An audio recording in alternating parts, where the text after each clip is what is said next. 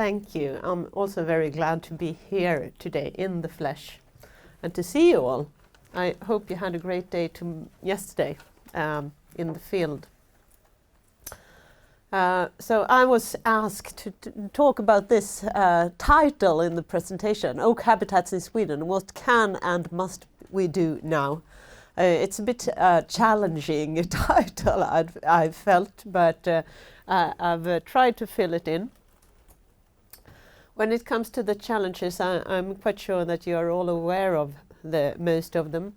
We have the overgrowth issue, we have the issue of maintenance of required management, we have the issue of achieving work on a landscape scale, and of course, as you have done in this project, to bridge the age gaps and the connectivity gaps.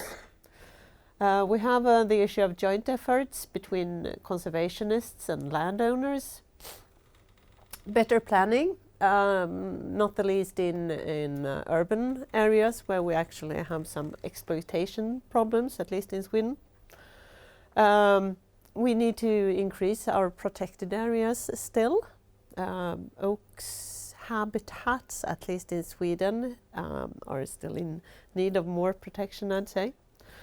We need to be better at prioritizing to actually do the most important things first, not the ones closest at hand. We have some legal requirements that I'll mention. We have the issue of financing, and then I'll finish with a few words about future life. When it comes to overgrowth and restoration, that's what Bridging the Gap has been all about, and I think you are quite aware of all these things. But if we have to prioritize, of course, the main thing is to keep the oldest generation alive. And that actually also needs some actions within closed forests. I know that's something that Jonas was a bit into. What does SEPA say about this issue? But I think it needs to be mentioned that we cannot overlook the fact that we have old oaks standing in closed forest. Even though we've said that should be forest, we still need to keep those individuals alive. And we do know better now than we did 20 years ago what oaks require. They need light, space for the roots, and good access to more water, for example. We also, even though I said we had to prioritize the oldest generation, we also need to look into the next generations. I think that's too easily overlooked, especially on a landscape scale, that we don't see those 150 years olds, but they need to be cared for if they are to host the species we want in the coming 100 years. Another challenge, which is easily overlooked when we restored, is that we have to also secure that we have a long-term management regime, that we take care of what we have done. And of course that's due to financing, etc., etc., but I think that's one of the big challenges for practitioners and site managers. We can often see that you get a sort of gap when you leave hands from one manager to the next, or if you have new entrepreneurs coming in, for example. That's something we could be better at. We also, of course, need to monitor the effects of what we have done to see whether the restored sites develop in the direction we want them to.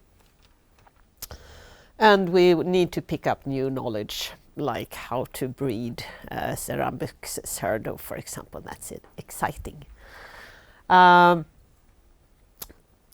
got a question Tuesday that I couldn't answer so clearly, but here are some figures when it comes to how much is it's not how much is privately owned, but you can see there how much of these habitat types that are covered by Natura 2000 areas.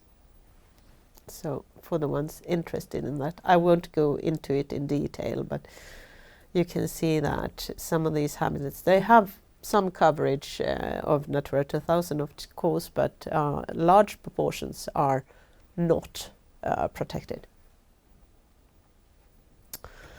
Working on a landscape scale, ideally we should work in larger landscapes. When we have our little stamps in the landscape which are protected, but we need to sort of reach out and manage to work on a greater scale. As Jonas showed on his picture, we can work with the connectivity of different protected areas, but also, of course, we need to work with the other stakeholders outside the protected areas. And I think there is much to do there. And with the oaks, it's quite attractive, I'd say. Many people are proud of their oaks, and it's not so controversial because it's not a production forest, so to such a big degree. And of course, where we have our age and connectivity gaps, we can work with measures as shown in Bridging the Gap, like log piles and veteranization, etc. I think it's quite interesting. So it's an addition, but we have to start with this preservation of the very best we have.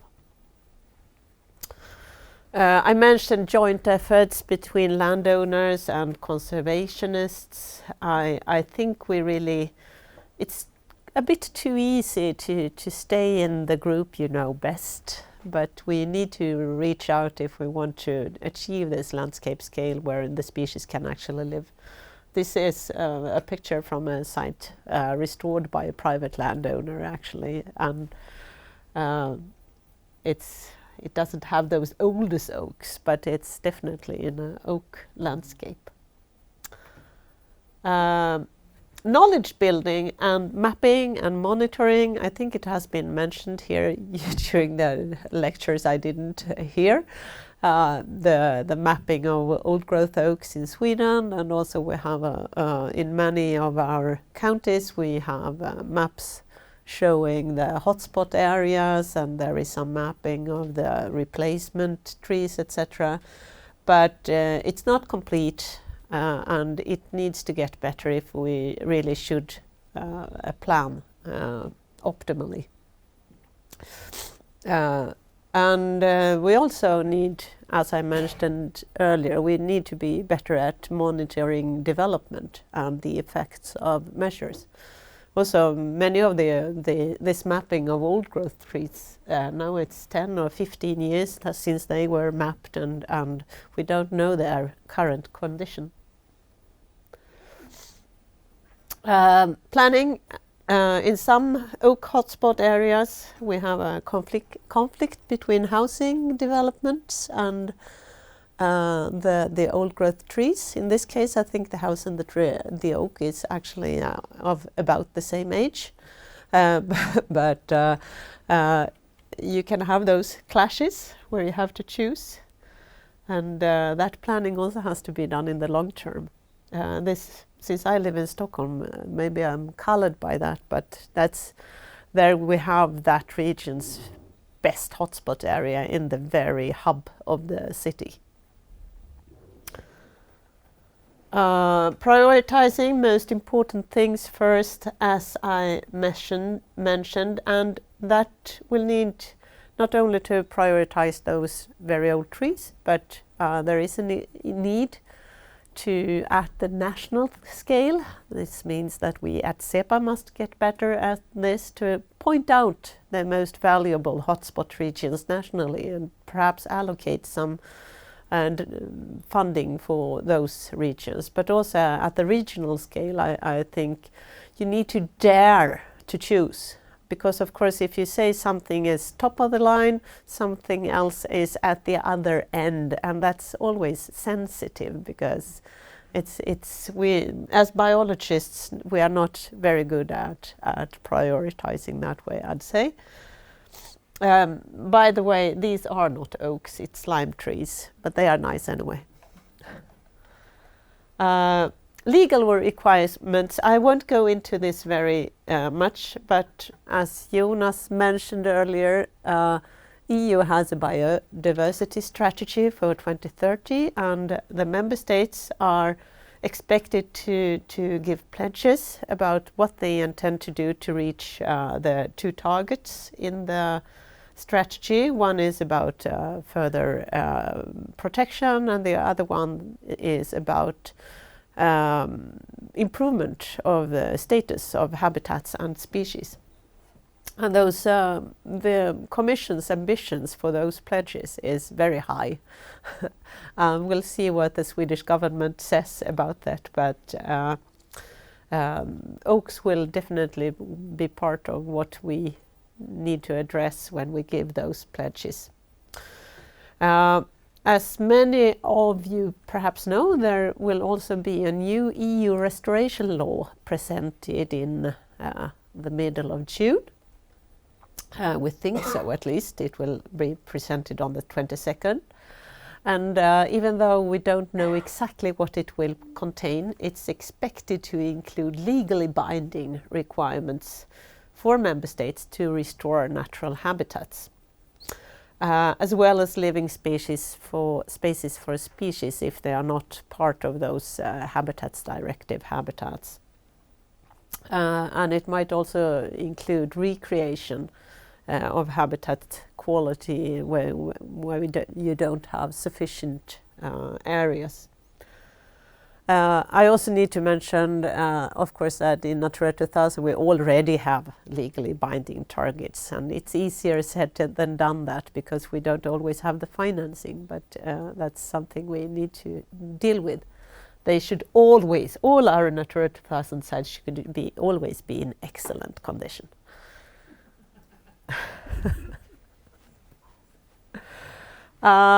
Further protection, as mentioned on Tuesday, oak habitats and landscapes are among those nationally prioritized habitats that we really want to focus more on, and where we see that Sweden has an international responsibility.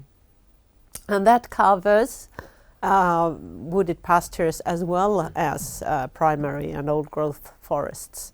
But as Jonas said earlier, of course you can see that the ancient woodlands is a type of old growth forest, even though it hasn't been untouched. Financing, I won't go into CAP very much, but there is some room for improvement there, we think. It especially is the case when it comes to wooded pastures and meadows, because if you see the numbers, you can see that huge parts of what is classified as wooded pasture and meadow in the Natura system is not covered by CAP because it doesn't really fit in. It's also a challenge with recently restored areas that don't always go so easily into CAP payments after the restoration. So we need to have further cooperation with those authorities dealing with that. We also have, of course, a potential for better national financing forms, and SEPA currently has regeringsuppdrag, what do you call that? We have a task from the government to see if we can build a restoration system, but it's a rather it's not a very big budget associated with that task, but it still needs to be looked into.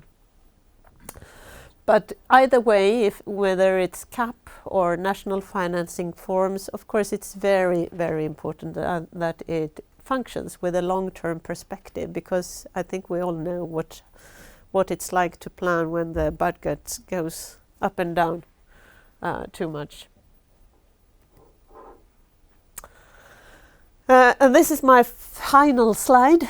I thought I should finalize by saying that there are, of course, excellent arguments for new life applications associated with oak habitats. These life projects, there are cons to writing a life application. it's not always easy, but when you have the project, it really gives better possibilities to plan for restoration measures during a longer period. It also gives better room for cooperation and knowledge building.